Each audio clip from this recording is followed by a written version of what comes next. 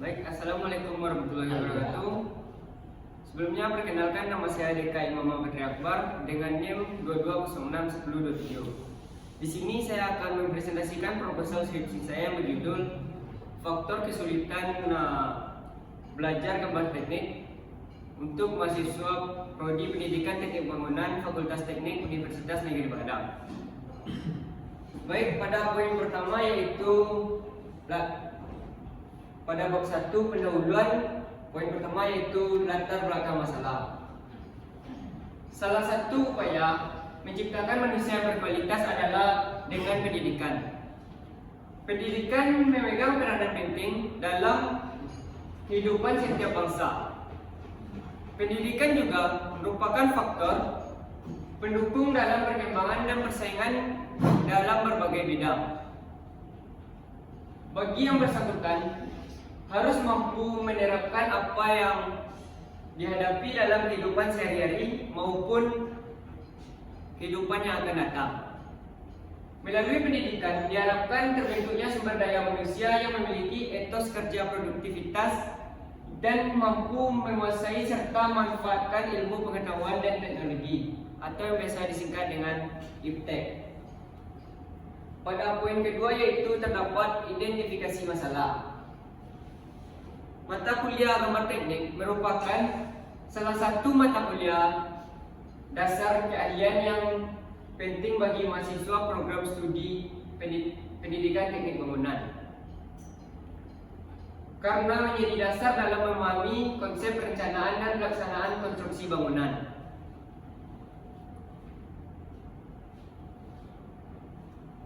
Pada poin selanjutnya yaitu terdapat batasan masalah. Penelitian ini hanya membahas faktor-faktor yang mempengaruhi kesulitan belajar mahasiswa dalam mata kuliah gambar teknik, yang meliputi faktor internal seperti motivasi belajar, minat, kemampuan kognitif dan keterampilan psikomotorik, dan faktor eksternal seperti metode belajar, ketersediaan sarana dan prasarana serta lingkungan belajar. Pada poin selanjutnya yaitu terdapat rumusan masalah. Rumusan masalah di sini saya ambil cuma dua, yaitu yang pertama, apa saja faktor yang mempengaruhi kesulitan belajar mata kuliah gambar teknik bagi mahasiswa pendidikan teknik bangunan angkatan 20. Dan poin kedua, apa pengaruh yang ditimbulkan oleh faktor kesulitan belajar. Dan poin selanjutnya yaitu tujuan penelitian. Di sini saya juga mengambil dua poin.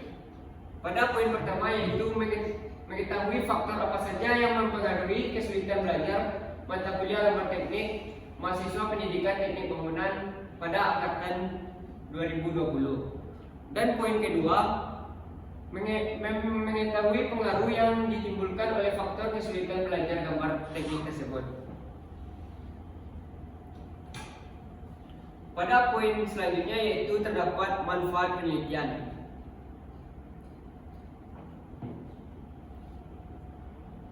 Pada manfaat penelitian ini saya juga mengambil dua poin, yaitu yang pertama manfaat teoritis. Penelitian ini diharapkan dapat memberikan kontribusi terhadap pengembangan kajian teori dalam bidang pendidikan teknik bangunan, khususnya yang berkaitan dengan faktor-faktor yang mempengaruhi kesulitan belajar mahasiswa dalam mata kuliah gambar teknik. Hasil penelitian ini dapat menjadi referensi bagi peneliti lain dalam mengkaji permasalahan serupa di masa yang akan datang. Dan pada poin kedua yaitu terdapat manfaat praktis. Manfaat praktis terbagi menjadi 4 macam, yaitu yang pertama bagi mahasiswa. Penelitian ini dapat membantu mahasiswa memahami faktor-faktor yang menjadi penyebab kesulitan dalam belajar gambar teknik, sehingga mereka dapat mencari solusi untuk mengatasinya dan meningkatkan efektivitasnya belajar secara mandiri. Dan poin kedua yaitu bagi dosen pengampu mata kuliah gambar teknik.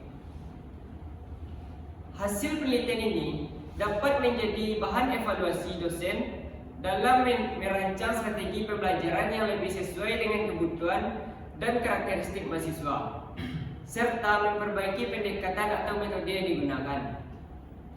Dan poin selanjutnya yaitu bagi program studi pendidikan teknik bangunan. Temuan penelitian ini dapat dijadikan dasar pertimbangan dalam perbaikan kurikulum, penyediaan sarana dan prasarana, maupun kebijakan akademik yang mendukung peningkatan kualitas pembelajaran gambar teknik. Dan yang terakhir yaitu bagi peneliti selanjutnya. Peneliti ini dapat menjadi acuan atau pijakan awal bagi peneliti lain yang ingin mengkaji lebih lanjut mengenai kesulitan pelajar atau pengembangan strategi pembelajaran dalam bidang pendidikan teknik bangunan. Selanjutnya pada bab 2 yaitu kerangka teori. Pada materi pertama yaitu terdapat kajian teori. Yang pertama yaitu landasan teori, dan poin yang terdapat pada landasan teori tersebut saya mengambil ada 3 teori. Yang pertama, belajar. Belajar merupakan tindakan dan perilaku yang kompleks. Sebagai tindakan, maka belajar hanya dialami oleh mahasiswa itu sendiri. Dan yang kedua yaitu kesulitan belajar. Kesulitan belajar merupakan kondisi saat siswa mengalami hambatan-hambatan tertentu untuk mengikuti proses pembelajaran dan mencapai hasil yang belajar secara optimal. Yang ketiga yaitu faktor-faktor penyebab kesulitan belajar bagi mahasiswa. Yang pertama yaitu kesulitan belajar karena biologis atau terdapat penyakit pada mahasiswa tersebut. Yang pertama karena sakit. Seseorang yang sakit akan mengalami kelemahan fisiknya sehingga saraf sensoris dan motoriknya lemah. Akibatnya, rangsangan yang diterima melalui indranya tidak dapat diteruskan ke otak. Seseorang petugas diagnotis harus memeriksa kesehatan murid-muridnya. Barangkali sakitnya yang menyebabkan prestasinya rendah. Yang kedua karena cacat tubuh. Cacat tubuh itu sendiri dibedakan menjadi 2, yaitu cacat tubuh yang ringan seperti kurang pendengaran, kurang penglihatan, atau gangguan psikomotorik. Cacat tubuh yang serius seperti buta, bisu, hilang tangan atau kakinya. Dan faktor penyebab kesulitan belajar yang kedua yaitu psikologi. Bahwa anak yang IQ-nya tinggi dapat menyelesaikan segala persoalan yang dihadapi. Akan yang normal dapat menamatkan SD tepat pada waktunya merupakan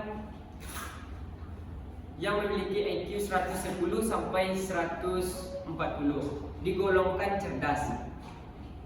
140 ke atas digolongkan jenius. Pada faktor psikologi tersebut terdapat bakat. Yang pertama yaitu bakat. Bakat kemampuan untuk belajar itu baru akan terrealisasikan menjadi kecakapan yang nyata sesudah belajar. Dan yang kedua yaitu minat.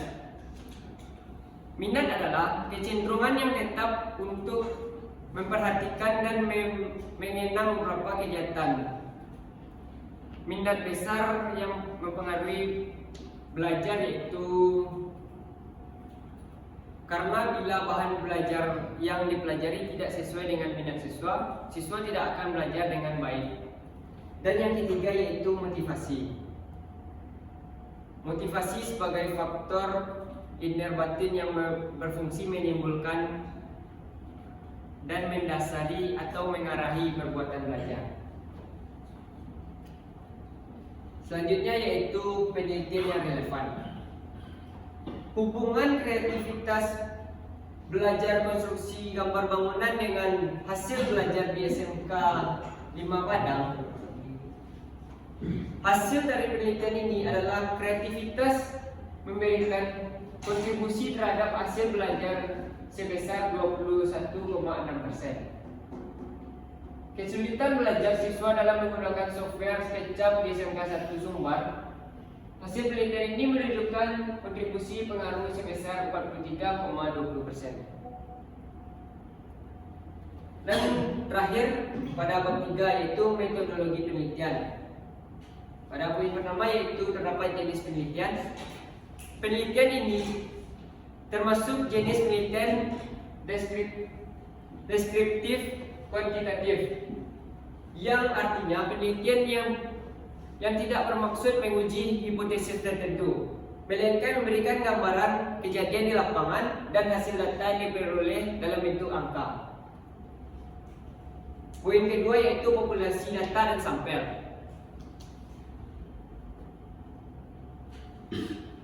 Menurut Handayani 2020, populasi adalah totalitas dari setiap elemen yang akan diteliti dengan memiliki ciri yang sama.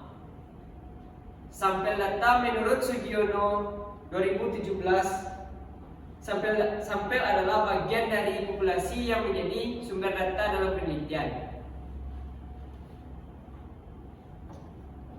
Dan poin terakhir yaitu instrumen dan pengumpulan data. Instrumen yang digunakan pada penelitian ini berupa angket dan kuesioner. Angket merupakan alat ukur yang digunakan untuk mendapatkan jawaban dari beberapa item pernyataan responden. Skala penelitian yang digunakan yaitu skala Likert. Baik, cukup sekian presentasi proposal skripsi saya pada kesempatan kali ini. Saya cukupkan dengan bacakan Assalamualaikum warahmatullahi wabarakatuh.